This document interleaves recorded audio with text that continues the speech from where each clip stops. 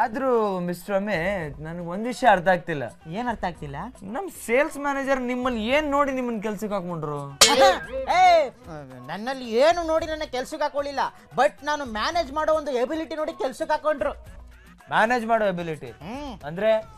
ನಮ್ಮ sales manager ಮನೆಯಿಂದ ಆಫೀಸ್ಗೆ ಯಾವ ಬಸ್ಸಲ್ಲಿ ಓಡಾಡ್ತಾ ಇದ್ರು ಅದೇ ಬಸ್ಸಲ್ಲಿ ನಾನು ನೀವು ಓಡಾಡ್ತಿದ್ರಾ? ಬಾಚಿನ್ಗೆ ಮಾಡ್ತಾ ಇದ್ದೆ.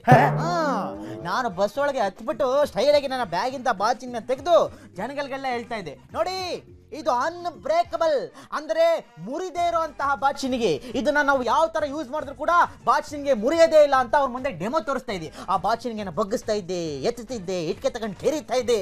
ಇದನ್ನೆಲ್ಲ ಮಾಡ್ಬೇಕಾದ್ರೆ ಆ ಬಾಚಿನಿಗೆ ಬಗ್ಗಿಸೋ ಬರದಲ್ಲಿ ಆ ಬಾಚಿನಿಗೆ ಮುರಿದೋಯ್ತು. ಜನರೆಲ್ಲ ಸೈಲೆಂಟ್ ಆಗೋದ್ರು. ಅವರು ನಾನು ಮುಂದೆ ಏನ್ ಮಾತಾಡ್ತೀನಿ ಅನ್ನೋದನ್ನ ಕ್ಯೂರಿಯಾಸಿಟಿಯಿಂದ ನೋಡ್ತಾ ನಿಂತಿದ್ರು. ತಕ್ಷಣ ನಾನು ಏನ್ ಮಾಡ್ದೆ ಗೊತ್ತಾ? ನೋಡಿ, ಮುರಿದಿರೋ ಬಾಚಿನ್ಗೆ ಒಳಗಡೆಯಿಂದ ಈ ತರ ಕಾಣಿಸುತ್ತೆ ಅಂತ ತೋರಿಸ್ಬಿಟ್ಟೆ.